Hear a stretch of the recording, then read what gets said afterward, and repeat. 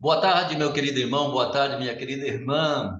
Estamos aqui no nosso bate-papo Magnífica, sempre olhando para Nossa Senhora e procurando aprender com Nossa Senhora o que é viver realmente a nossa fé cristã e, ao mesmo tempo, sabendo que essa fé cristã deve ser vivenciada agora, no nosso tempo, nesse espaço que Deus nos colocou de tempo de vida, de reflexão, de convivência, com tudo aquilo que é conhecido de nós e aquilo que também nós não conhecemos tão bem.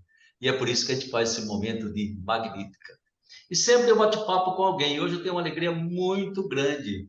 Tem uma menina que me trata de avô. Ela se chama Poliana Almeida, lá de Imperatriz do Maranhão. E vocês sabem que ela faz parte e se diplomou agora, não é mesmo? Na terceira turma de pós-graduação em Mariologia, aqui pela Academia Marial, pela Faculdade Deoniana. Ela é mestranda em Sociologia pela Universidade Federal do Maranhão. Ela é do grupo de pesquisa Mens Memini, de Religião, Memórias e Trajetórias, ligada à Universidade Federal do Maranhão. Poliana, bem-vinda, minha querida. Um beijo para você. Ah, Padre Ulisses, que alegria estar aqui. Olá, você que me assiste, você que nos assiste, né, assiste o programa Magnífico. É uma alegria muito grande estar aqui partilhando um pouco desse amor e desse conhecimento, a respeito de Nossa Senhora, a respeito da nossa fé. Que bom, né, Poliana? E sabe, a gente vai conversar um pouquinho sobre um título de Nossa Senhora muito, assim, significativo, Nossa Senhora dos Navegantes, né? E a gente quer conversar um pouquinho sobre Nossa Senhora dos Navegantes e como Poliana está fazendo, elaborando todo o seu estudo em cima daquilo que a gente chama de sincretismo, né? Religioso ou interreligioso, que é exatamente esse momento em que muitas vezes há pontos de convergência e pontos de diferença entre aquilo que a gente acredita e aquilo que é a nossa vivência e como a gente vê essa ligação de Nossa Senhora. Nossa Senhora dos Navegantes, claro, todos nós estamos navegando na existência da vida, mas é um título muito antigo de Nossa Senhora. Eu acho que ela é padroeira lá de Porto Alegre, no Sul, né? Ela é padroeira também aí na sua terra, Poliana, é padroeira também? Não, aqui não. Não, né? Aqui não. Só tem acho que uma comunidade que tem Nossa Senhora dos Navegantes como padroeira. Ah, sei. Em geral, são nas cidades ribeirinhas, né, à beira-mar, que surge esse título e é celebrado aqui em São Paulo. Tem vários lugares santos mesmo que celebram Nossa Senhora dos Navegantes. Lembrando sempre que Nossa Senhora, antes de ser chamada Nossa Senhora dos Navegantes, já era Maristela ou Estela Maris, né, a estrela do mar. E normalmente essa imagem de Nossa Senhora dos Navegantes, eu tenho a impressão que ela se confunde com a Imaculada Conceição também, não é mesmo? É a Imaculada Conceição colocada num barco e ela vira Nossa Senhora dos Navegantes, praticamente, com alguns enfeites a mais, né? Mas sabe o que eu queria conversar com a Poliana? É exatamente sobre essa questão, como que Nossa Senhora dos Navegantes, né, que é da nossa fé cristã e católica, como que ela converge, se encontra com outras crenças, como é a questão, por exemplo, de Iemanjá, e outras coisas que nós sabemos que existem, né? E logo de cara eu gostaria que você entendesse bem isso aí. As crenças todas que nós temos não provêm absolutamente do demônio, como alguns católicos, em alguns momentos pensam. Todas as crenças botam do coração do ser humano numa busca do transcendente, numa busca de Deus. Como é que é mesmo essa história de sincretismo, Poliana? Você que é especialista no assunto, explica para nós. Especialista, vamos lá. É, assim, para a gente fazer um contexto histórico da coisa, né? Sim, Da história, a gente vê que essas religiões afro-brasileiras, elas chegam ao Brasil como? Através da colonização, né? A África é um continente gigantesco, então de vários lugares esses negros, aqueles que eram escravizados, foram tragos nesses barcos aí que traziam esses negros para o Brasil, para tá, outras partes do mundo também, mas para o Brasil. Chegando ao Brasil, o que acontece? Eles encontram aqui a religião católica e chegar ao Brasil, o negro ele tinha que ter a religião oficial, a religião do colonizador. Qual era a religião oficial? A religião católica. certo. Logo, ele tinha que ser católico, né? Chegar ao Brasil, ele tinha que ser católico. E aí, Forçosamente, né? forçosamente, isso. E aí, então, o que acontece? O Yashita, ele traz uma coisa bem interessante no livro dele, que eu estou com ele aqui, que é um livro bem Sim, importante para a gente entender, que é um padre católico, ele faz a tese de doutorado sobre Maria Iemanjá, análise de um sincretismo. E ele vai falar que o sincretismo é a fidelidade aos seus deuses, a fidelidade desse povo aos seus deuses, é uma maneira de resistência. Então, sim, alguns entendem o sincretismo como algo que é ruim, outros entendem ruim no sentido de que parece que foi uma imposição, mas também há os teóricos e parte da sociologia que entende o sincretismo como resistência. O sincretismo é o quê? Já veio, é uma palavra bem antiga, que veio desde o ano de 46, com Plutarco, que é um filósofo, né? Que é da cidade da Boécia, da Grécia, né? E aí vem do grego sincrétimos, que quer dizer, considerava o fato sincrétimos, que os cretenses, os cretenses, mesmo sendo vários povos bem divididos, quando eles tinham um inimigo comum, eles se uniam, o sim, né? Sim, se unia, que precisava, quando eles precisavam combater um inimigo comum, eles se uniam. É a lei da sobrevivência. Então, a gente pode sim, ver o sincretismo também como essa união, também, quando a gente dá um Google, diz é a união de doutrina diferente, de traços diferentes, né?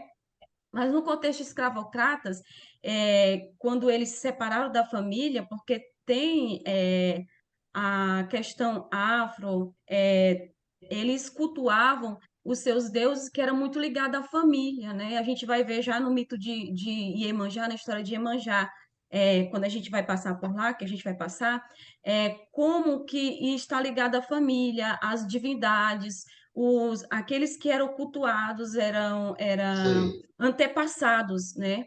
E sim, aí, então, no contexto escravocrata, essas famílias elas vão sendo divididas. E quando elas vão sendo divididas, esse culto precisa se reinventar.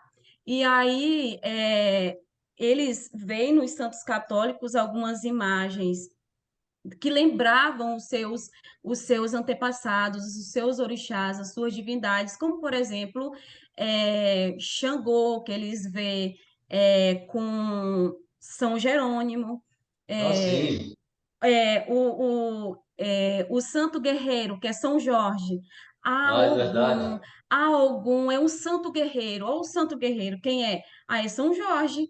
Ele está com a Aham, espada, ele é guerreiro. sei, Eles vão vendo essas aproximações, certo, tanto na história do santo, como também na imagem. E eles vão ali, naquele momento de proibição do seu culto, eles vão dançar, bater tambor para o santo católico, mas na verdade eles estão cultuando as suas divindades, né? Aí vem também o sincretismo entre Maria e Iemanjá. E a sei, gente sei, vai já passar, né? Esse sim, sincretismo que vem dessa orixá, né? E o sim, que é um orixá? Orixá significa ori, é cabeça, né?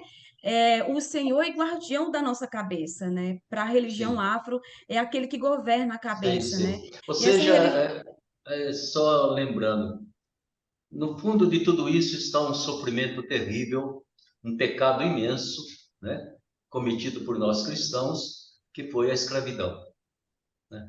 E aquilo que foi feito de violência extrema com etnias negras que foram forçadas a vir aqui, foram separadas, famílias totalmente separadas, e aí vem a tentativa de sobreviver, de respirar em tudo isso, né?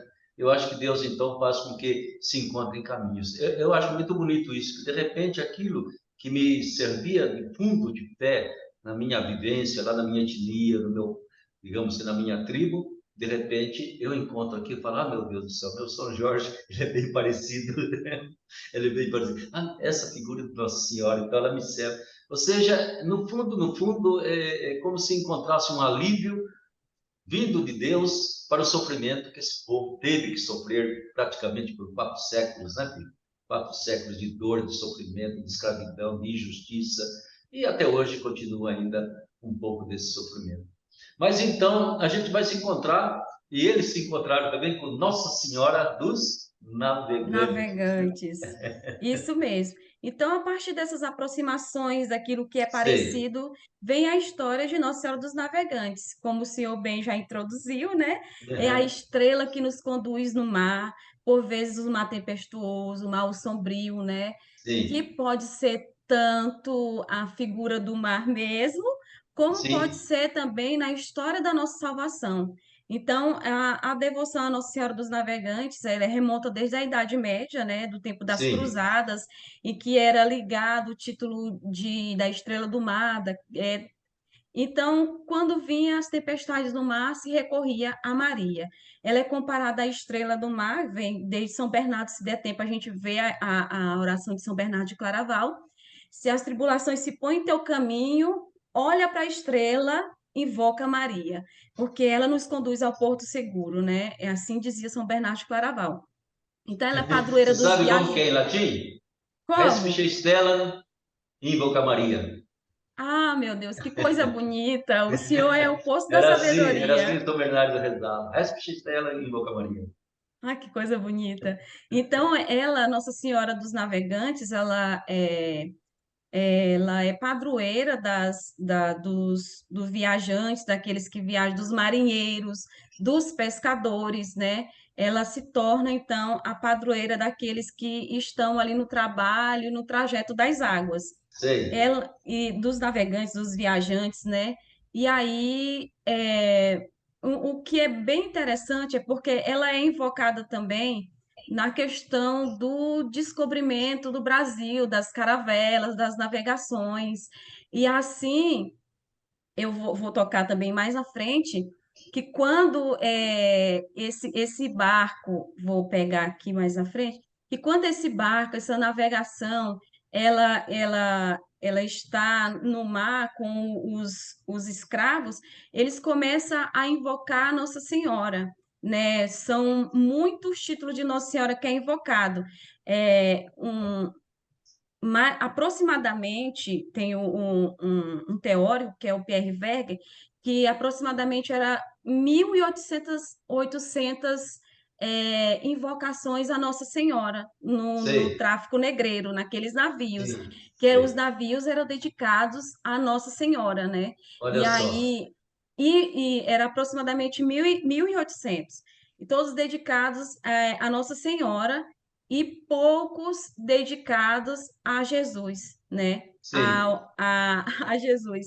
E aí, então, o povo que vai vendo, o povo negro que vai vendo ali, invocando Maria, durante aquele trajeto, também eles começam a invocar Maria para proteger eles também, entendeu? certo.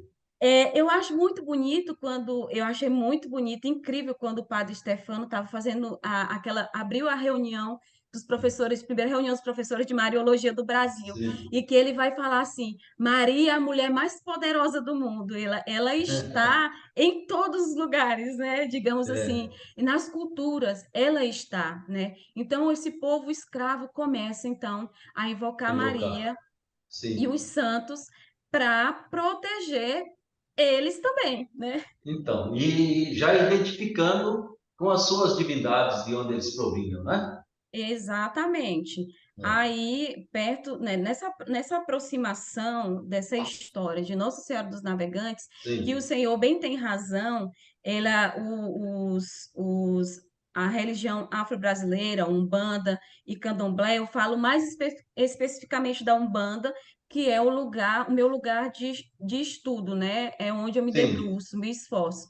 Então, eles também comemoram Nossa Senhora Iemanjá no dia de Nossa Senhora do Navegante, no dia de Nossa Senhora da Conceição, dia 8, também no dia 15 de agosto, que é Nossa Senhora da Assunção. Eles vão cultuando Iemanjá também nesses cultos, mas sempre Agora, nos cultos marianos. exatamente. Agora, no certo sentido, Poliana, na medida que eles foram chegando aqui, né, escravizados, sofrendo, mas ao mesmo tempo foram se multiplicando, foram tendo seus filhos, netos, bisnetos, né, tataranetos, e certamente que houve como a gente poderia dizer, uma brasileirização da própria crença que eles traziam, né? Foi se adaptando, como é que foi acontecendo isso, né? Porque quando você fala Iemanjá, você já está falando um nome que é mais brasileiro do que africano, não é? É verdade. Que já existia também Iemanjá, o mito vem dos Yorubás, vem da África, né? Sim, Mas aqui ela vai tendo, vai tomando essas características, é até mesmo pela própria questão sincrética com Nossa Senhora. Mas sei, como essas pessoas vêm de vários lugares da África, que elas se misturam. Imagine, ela vai pegando aqui, ela vai pegando essa parte da África, a gente cultua assim, a gente cultua assim. Aqui ela encontra o quê? O contexto católico, o contexto indígena, e quando a Umbanda nasce, ela ainda nasce ainda com essa questão kardecista. Mas voltando à questão sincrética, eles vão pegando, é tanto que na concepção indígena, Iemanjá, ela também é Yara, né? A mãe d'água, a mãe das águas, a senhora das águas, né? E a etimologia da palavra Iemanjá significa Iê, que é mãe, e Ejá, que é peixe, mãe dos peixes, ou como Pierre Verger fala, Iê Homo Ejá, é mãe cujos filhos são peixes, né? O nome é Iemanjá, tem vários nomes, né?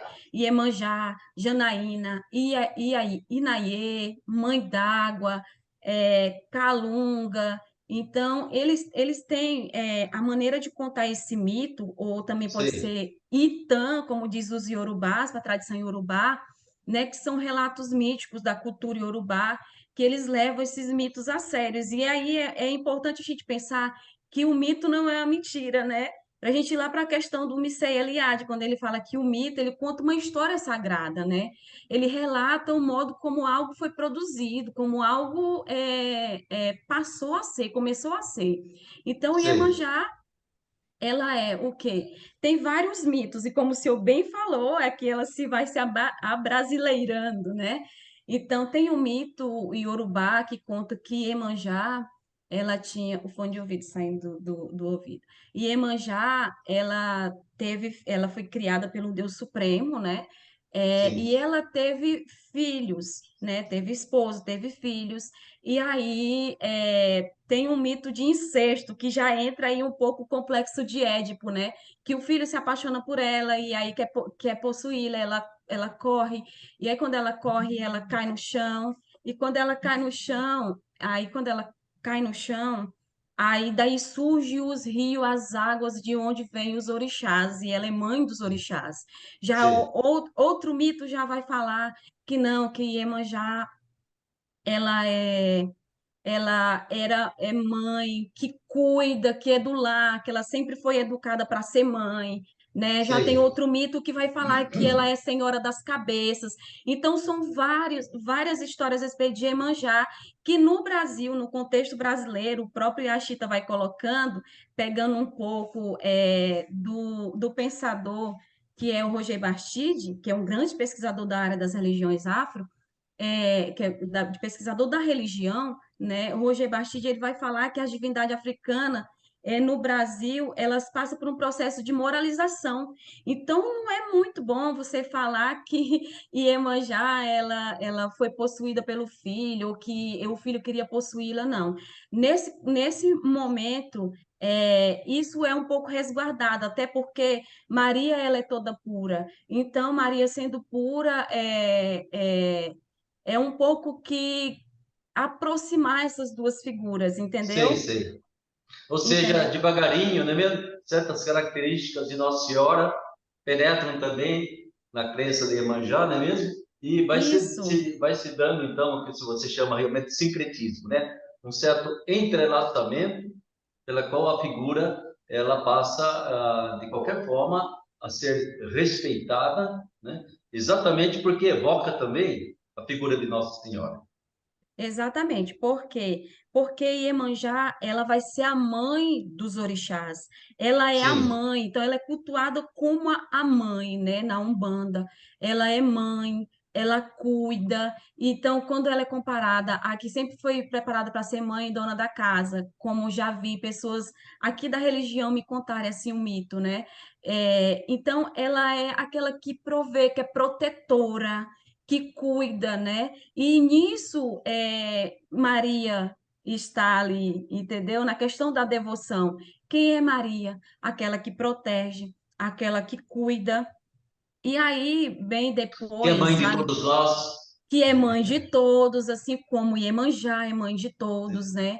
sim, E sim. aí vem também outra questão que sincretiza na aproximação das histórias, de que Nanã Baruquê, que é a mais velha das Iabás, ou das mulheres, das entidades femininas, ela é sincretizada com Santa Ana. Ela é a mãe de Nossa Senhora e ela é vó de Jesus Cristo, né? Que é Sim, Oxalá na Umbanda. Então, sim, bem depois, já depois também do candomblé, porque são sim, várias sim, religiões, nós não vamos entrar aqui nelas, nasce a Umbanda, que a Umbanda, ela nasce no dia 15 de novembro de 1908, que é o Zélio Fernandinho de Moraes, que é um rapaz de 17 anos, que incorporou um espírito de Frei Gabriel Malagrida, porque as religiões afro-brasileiras, como bem sabemos, elas são sim. cultos de incorporação, não é? Certo. E aí nasceu aí, então, o Caboclo das Sete Cruzilhadas, então, fundou a Umbanda, que aí a Umbanda, a primeira tenda de Umbanda é Nossa Senhora da Piedade. A Olha primeira tenda de só. Nossa Senhora da Piedade, porque ele fala assim, ele diz, o Caboclo das Sete Cruzilhadas, que Nossa Senhora, assim como Maria acolheu a Jesus, a Umbanda acolheria todos os filhos, todos os seus Ah, filhos. sei, sei. Porque a Umbanda seria esse lugar de acolhida, porque antes não podia incorporar espírito de preto velho, existia um certo Aham, preconceito com as sei, entidades. sei. A Umbanda não, a Umbanda englobaria esses espíritos, os preto velhos, qualquer espírito poderia se manifestar, então, a Certo. partir dessa religião. Tá ok. Olha, eu já estou me dando sinal aqui que vai terminando o tempo da gente, a gente não consegue conversar. Mas eu acho muito importante você que está acompanhando, nunca esqueça, a gente está conversando porque em tudo isso existe o que queremos criar em todos nós um respeito profundo.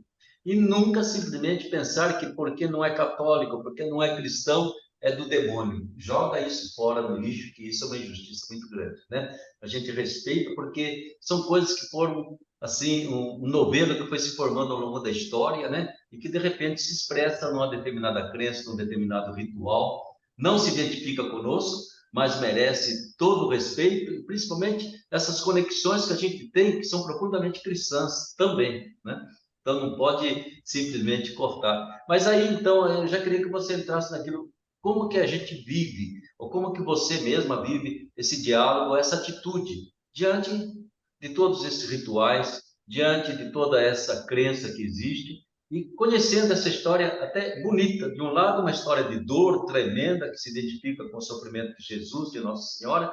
Do outro lado, a sobrevivência de uma crença pela qual eu estou sempre conectado com o divino, eu estou sempre conectado com alguém que vai me proteger, né? Não importa o nome que eu vou dar, mas essa conexão sempre existe. Como que você Isso. leva esse diálogo, você que está estudando a fundo, né? Porque a gente às vezes tem medo de macumba, tem medo de terreiro, tem medo disso, tem medo daquilo.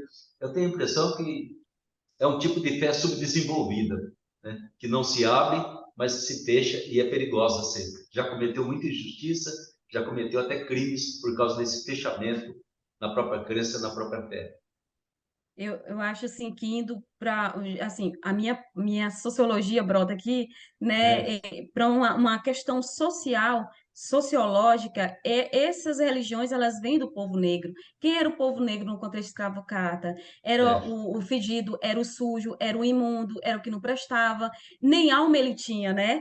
Então, assim, é, se ele não prestava, logo a sua religião também não era boa, né? Então, ela vem carregada também, a gente chama, não é nem mais de intolerância religiosa, é racismo religioso. É porque vem sei. ligada à raça, ao lugar de onde vêm essas A religiões, cor, né?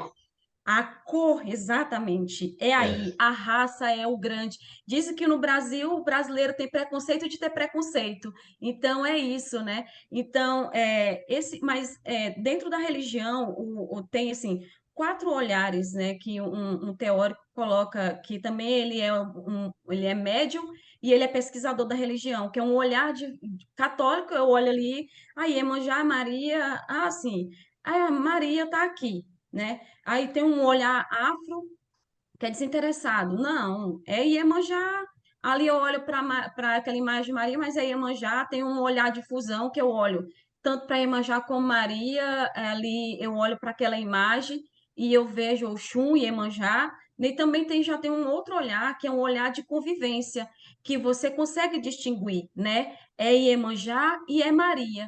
E eu tenho presenciado essas duas experiências dentro da Sei, minha pesquisa, né?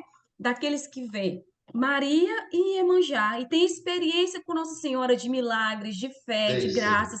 E eu acho que o nosso caminho, Padre Ulisses, de como cristãos católicos, é o diálogo interreligioso, essa cultura do encontro que o Papa Francisco tanto pede. Sim, Quando vem essa cultura do encontro e que nós conseguimos dialogar, não é aderir ao credo do outro, mas é a questão do respeito e da alteridade. O exatamente. outro tem direito de ser tanto quanto eu, entende? Nós Sim, não vamos fundir as doutrinas, mas é dentro daquilo que é o próprio fundamento teológico do diálogo interreligioso, né? A cooperação para o bem comum.